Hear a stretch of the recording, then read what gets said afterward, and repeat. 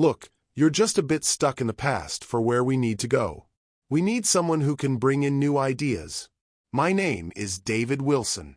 I'm 68 years old, and until this morning, I was the main money manager at Horizon Corp for 20 years. I came on board when we were a small family business with 2 little shops near Portland. Now, we're a big company whose shares are traded publicly, with 25 spots across the Pacific Northwest. I helped us get through 2 tough money times, a company merger problem, and more office politics than I want to remember. I'm not flashy. I don't try to impress investors at fancy events. But the numbers were always correct. The books were always clean, and we never missed sending in our reports on time while I was in charge. Then Kevin Roberts showed up, 41 years old with his fancy suits and expensive shoes. The main board brought him in as CEO 5 months ago, and he moved through our offices like a storm, talking about teamwork and shaking things up and changing our main goal. I knew what was coming the moment he set up our first one-on-one chat. "Things are changing in the market, David," he said today, leaning back in my chair. Yes, my chair, with his feet up on my desk. "We need someone who understands today's money world." I didn't say anything, just nodded once and gave a tight handshake. "We're bringing in Scott Green, 33, a really smart guy. He just gave a popular online talk about new ways to handle money." "I see," I said, my voice steady. "When does this switch happen?" Kevin smiled, surprised I was so calm. 4 weeks. We'll announce it at the next board meeting." I packed my personal items that afternoon while everyone else was in a big company meeting about our exciting new path. 20 years in this office, and everything fit into one simple box. Family photos, a special coin from when we first sold shares, the leather folder my wife Emily gave me before she passed away. On my way out, I saw Sarah from the finance group trying to hold back tears by the elevator. She'd been with me from the very beginning. "Don't worry," I told her. "It's just the way things go." What I didn't tell her was that I'd spent the last 8 months quietly writing down a series of questionable money transactions that started showing up in our books soon after Kevin arrived, and happened more often after he mentioned bringing in his money expert, Scott. I wasn't planning to get back at them. I was just doing my job, keeping the books clean, even as I was leaving. I grew up helping out in my dad's small shop in Tacoma, just across the water from Portland. He taught me that numbers tell the truth, even when people don't. I paid for college by working in the shop and doing his books at night. When I finished school, I turned down bigger job offers to stay close by, working my way up in local companies until Horizon's founder, old Mr. Thompson, called me personally in 2009. "I need someone who can keep us stable through this tough time," he said. "Someone who feels better when the books balance." For 14 years, Mr. Thompson and I built Horizon into something strong. When he retired, the change was smooth. The new CEO, Carol Black, respected the systems we had created. We didn't always see eye to eye, but she listened. We grew steadily. No big, showy moves, just solid business practices and clean accounting. Then Carol retired, and the board wanted fresh energy. Enter Kevin Roberts, with his fancy business degree and time at a tech startup that got more attention than actual money. The first warning sign appeared during his 3rd week. He ignored our normal buying rules to hire a marketing consultant, a friend from his school days, at 6 times our standard price. When I asked about it, he just smiled. "We're thinking bigger now, David. The old limits don't apply." The second sign came when he changed how reports went, so the finance information went through his new chief of innovation before it got to him. The third was hearing him tell someone on the phone that our books had old ways of doing things that needed new solutions. I started watching more closely. Small strange things appeared. Deals with companies I couldn't properly check out, fees for advice with no results, changing money around without the okay from department heads. My team noticed, too. Mark from the internal checking group stopped by one evening as I was looking over the quarterly reports. "Something's not right with tracking the new tech money," he said quietly. "Numbers don't match from when they're entered to the report." "Write everything down," I told him. "Just stick to the facts." Emily would have told me to make a fuss, to speak up in a board meeting, to go out with a bang. But cancer took her 5 years ago, and without her energy, I'd become more careful, more patient. So instead of confronting them, I kept detailed records, copied suspicious transactions, checked one odd thing against another, all while acting the same calm way in meetings, even as Kevin brought in more of his people and pushed out mine. I wasn't being overly worried. The patterns were too regular. Something bigger was happening, and it seemed to center around this new finance genius, Scott Green. My final board meeting lasted exactly 28 minutes. There was no mention of my 20 years of service, no thank you speech, no award or watch, just a line on the list that said, Head Finance Manager Change. Kevin talked about exciting new money plans while I sat silently at the far end of the table. The chairman, Mr. Adams, couldn't quite look me in the eye. He'd been on the board when Mr. Thompson hired me. Now he simply nodded along with Kevin's talk about how Scott Green would completely change how we handle our funds. I'd hoped for at least some sign from Mr. Adams, some recognition of what we'd built together. Instead, the meeting quickly moved to the next item, the new main office Kevin wanted to build downtown. As everyone left, Mr. Adams stopped for a second by my chair. "You've been a valuable part, David," he said, patting my shoulder awkwardly. "Best of luck." A valuable part, like a piece of equipment that was old and used up. I walked back to my office, Scott's office now, to get my box. Through the glass wall, I could see Kevin showing him around, pointing at the charts on my walls like they were drawings from ancient times. Sarah was waiting by my door, holding an envelope. "The accounting group took up a collection," she said, "for a nice dinner to say goodbye." I thanked her, knowing I wouldn't use it.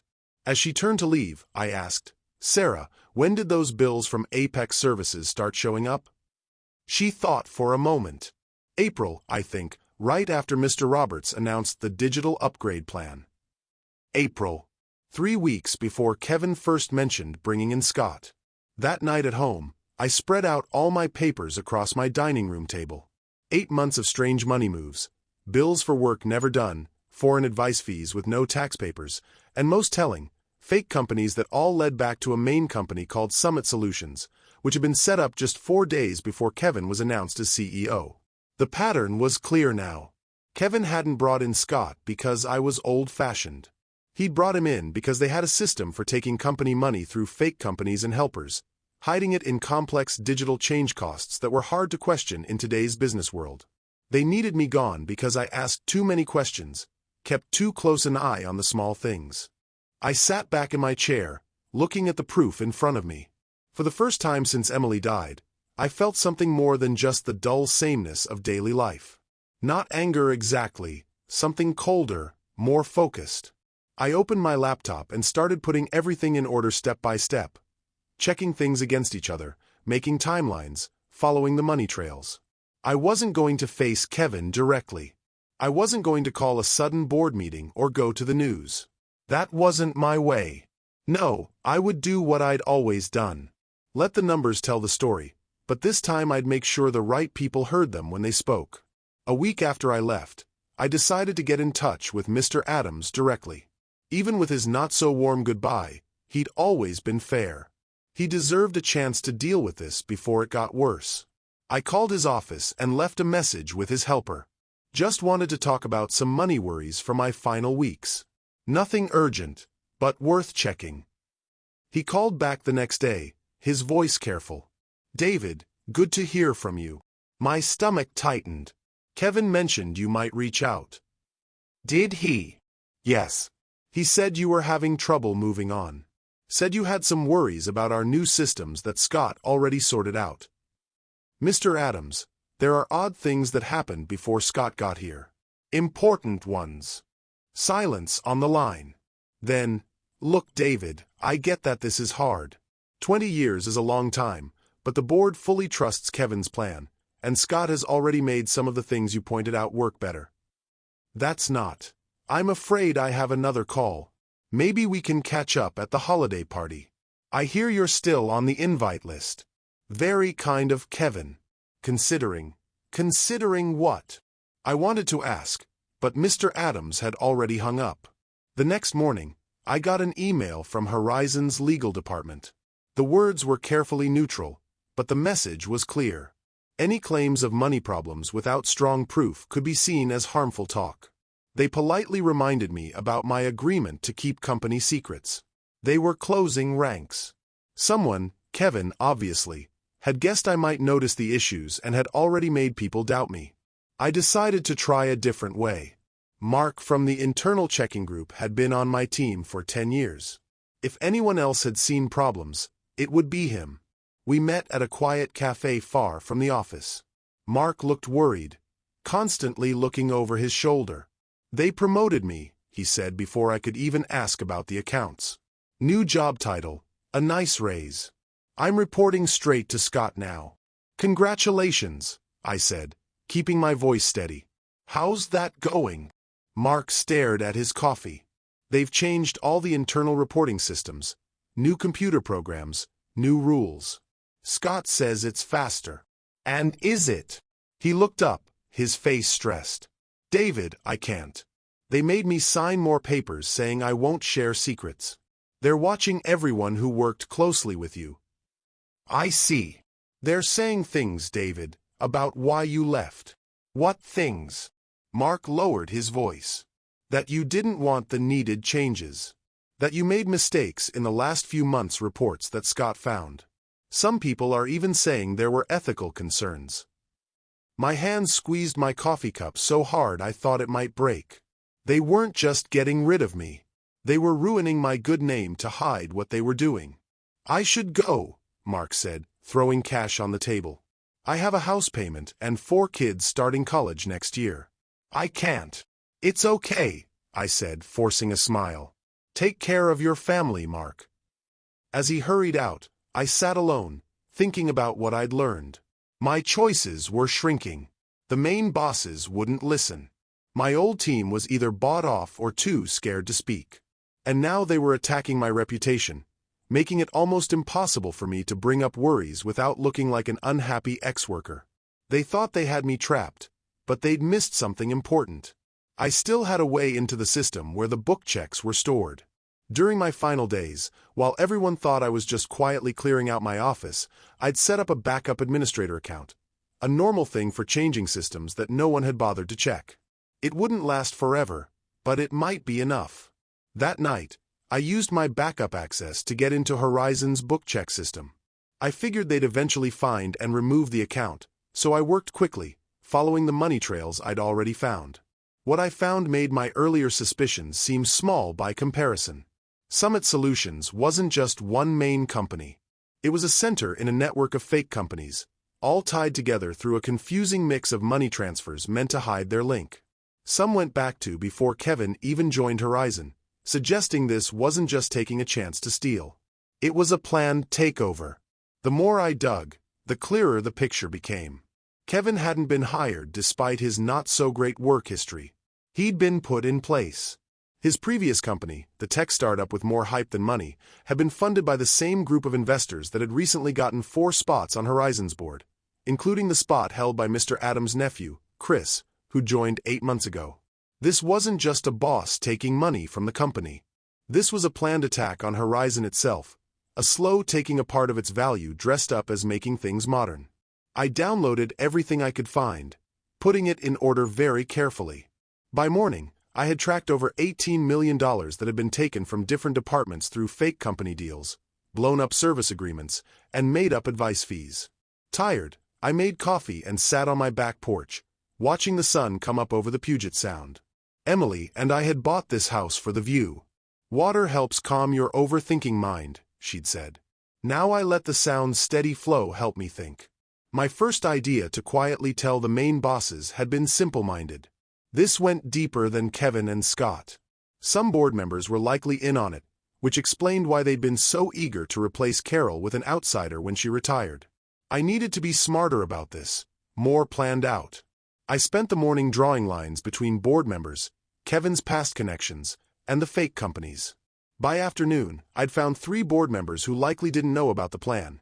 Janet White, a former head of a different company who joined the board after retiring from a competitor.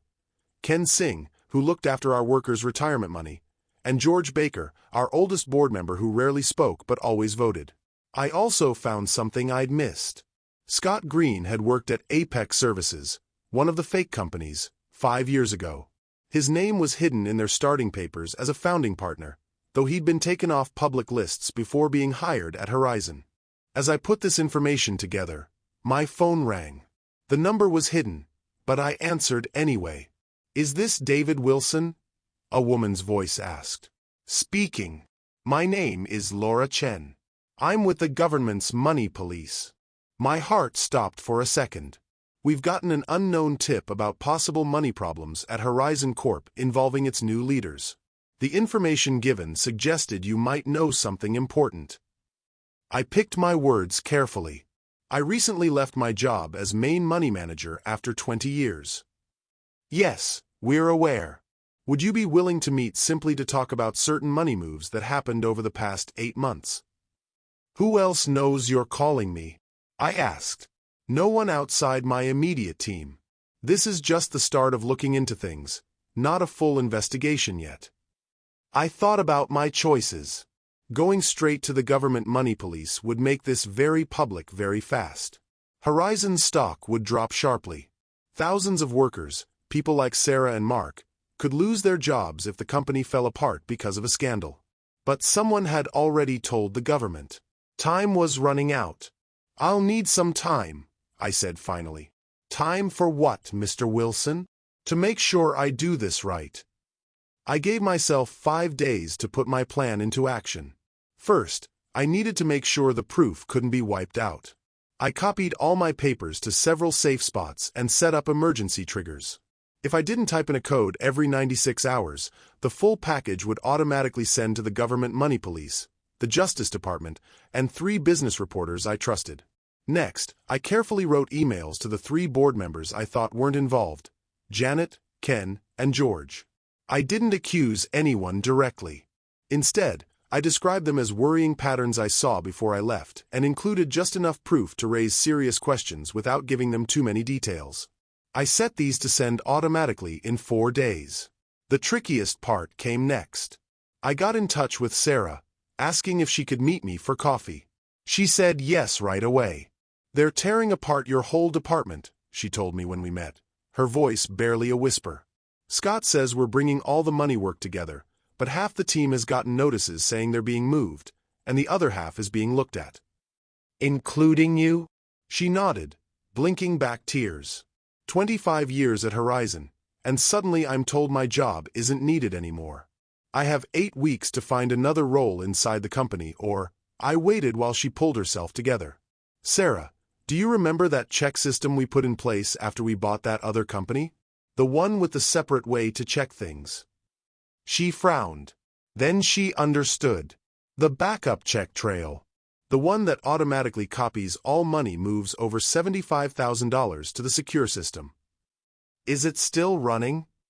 "As far as I know, it's built right into the system. Scott's team would have to know specifically about it to turn it off." I nodded, feeling a wave of relief.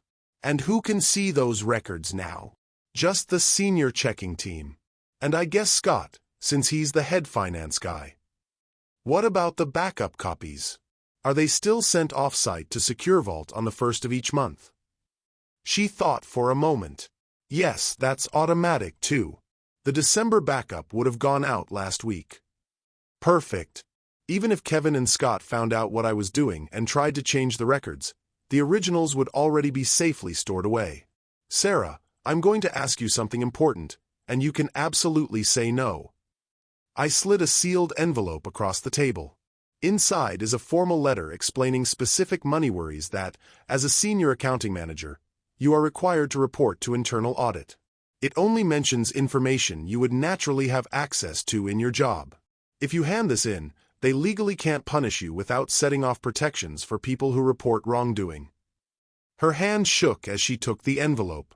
Is this why they're really trying to get rid of me? Because I might notice these things. Probably. And if I submit this, it creates an official company record that they can't ignore. It forces the internal audit team to look into specific money moves, the same ones I've written down elsewhere. Sarah squared her shoulders. When? Tomorrow morning would be best. On my way home, I made 2 more stops. First, at a public office where I signed and had a detailed sworn statement about everything I'd found made official. Then to my lawyer's office, where I left sealed papers with instructions to be opened if anything happened to me. That evening, I got a text message from Mark Scott asking lots of questions about old audit rules. Seems worried. Be careful. They were starting to realize their mistake. They'd been so focused on getting me out that they'd overlooked what I might have already written down. The pieces were in place. Now I just had to wait. 8 weeks after I left, everything exploded at once. The internal check started by Sarah's formal complaint reached Scott's desk the same morning that my detailed emails reached the 3 board members who weren't involved. By noon, Janet White had called a sudden board meeting, using her power as head of the audit committee.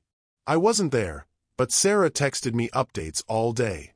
Board meeting started at 3 o'clock, Kevin looking pale. Scott just got walked to a meeting room with the lawyers. Outside book checkers arrived, taking over the main meeting room. By evening, the news had spread inside the company. Horizon was being looked into for money problems. All the bosses who had joined under Kevin were put on leave while a full, detailed check was done. I turned off my phone and took a long walk by the Sound, watching the Portland skyline light up as darkness fell. For the first time in months, I felt my shoulders relax. The next morning, I had 3 missed calls. From Mr. Adams, from Kevin, and from Chris Adams. I didn't call any of them back. Instead, I answered a call from George Baker, our oldest board member. 20 years of clean books, he said, his voice rough with age. No messes, no corrections, no missed papers. I should have said something when they pushed you out. You're saying something now, George. That's what counts. The board has made me the temporary chairman while we sort through this mess. Mr. Adams and Chris have quit, along with 2 others. We've fired Kevin and Scott for cause. I said nothing. We'd like you to come back, David. Just for a while, to help the expert checkers and make things stable. I watched a large boat slowly moving across the Sound, steady and on course. I'll help with the investigation, I said finally. But I won't be coming back for good. May I ask why? Because Horizon needs someone who can innovate, I said, allowing myself a small smile. I'm just a little too old school. 5 months later, I sat on my new porch in the mountains of Montana, watching the sun set behind the peaks. My cabin wasn't big, just 2 bedrooms and a workspace, but the view made up for it. The investigation at Horizon had found exactly what I'd thought, a planned effort to take value through fake deals and made-up costs. Kevin, Scott, and several board members now faced government charges for money fraud and stealing. I'd spent 8 weeks helping the expert book checkers figure everything out, then packed up my Portland house and headed for the mountains Emily and I had always talked about retiring to. The money Horizon offered for my help during the investigation was a lot, enough to buy this cabin straight out and still have plenty left. I'd been clear with them. No public talks, no press events, no big return. That wasn't my way. My phone buzzed with a text from Sarah. Got the promotion to head of accounting. The new CEO wants to rebuild the department properly. I smiled and typed back. Well deserved. Always keep a backup check trail. My lawyer had called yesterday with news that the government money police were closing their case against Horizon after the company agreed to change how it was run and pay money penalties that clearly did not punish the stock owners or regular workers. The right outcome. As darkness settled over the mountains, I opened the leather folder Emily had given me years ago. Inside was the last photo we'd taken together at the cabin the summer before she got sick. You were right, I said to her smiling face. I should have made more time for views like this. Tomorrow, I drive into town and meet with the head of a local charity who needed help setting up their money records. Nothing showy, just good, clean accounting for people doing important work. Some might call that old-fashioned. I just called it doing things right.